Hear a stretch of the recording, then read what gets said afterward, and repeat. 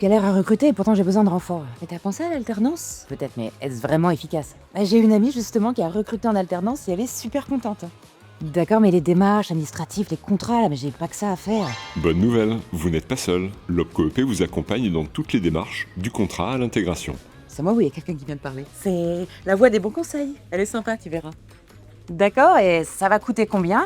Un alternant, c'est une rémunération encadrée, souvent aidée, et ces aides financières peuvent couvrir une bonne partie du coût. Mais former quelqu'un, ça prend du temps, alors s'il s'intègre pas? Un alternant apprend vos méthodes, vos outils. Il est formé à l'école et en entreprise à vos métiers. Et on est aussi là pour l'accueillir, lui faire partager notre culture d'entreprise. Ça m'intéresse. Et on le trouve où, cet alternant? Sur le hub de l'alternance, vous pouvez y publier une offre ou consulter des profils adaptés à votre activité. Je crois qu'il y en a une qui va vite se retrouver sur le hub. J'y suis déjà.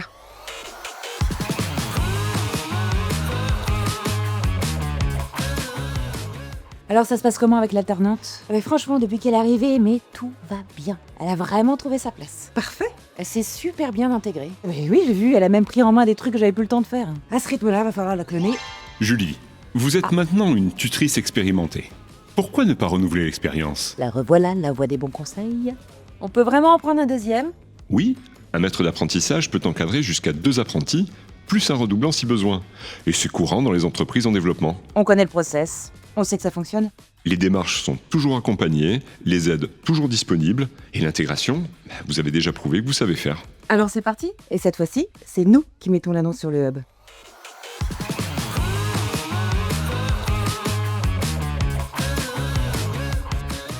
Je suis tombée sur un profil vraiment intéressant pour le poste. Il a de l'énergie, des idées. Mais il m'a dit qu'il était dyslexique. Et là, je t'avoue, j'ai un doute. Je sais pas si je vais pouvoir gérer ça correctement. Tu veux dire par rapport à l'organisation? Oui, je voudrais bien faire. Et je sais pas ce que ça implique concrètement.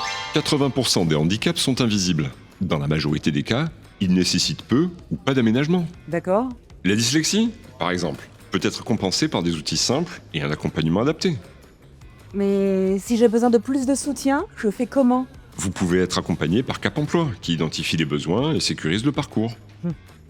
Ah, ça me rassure. Et la GFIP propose des aides financières, des conseils et même des aménagements de poste si nécessaire. Et les CFA aussi peuvent proposer un appui pédagogique adapté, non? Tout à fait. Le CFA dispose d'un référent handicap. Il est là pour accompagner à la fois l'alternant et l'entreprise.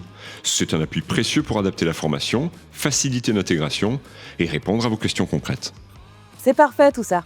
Tout s'est bien passé avec notre première alternante. On peut donc continuer, non? J'appelle tout de suite le candidat.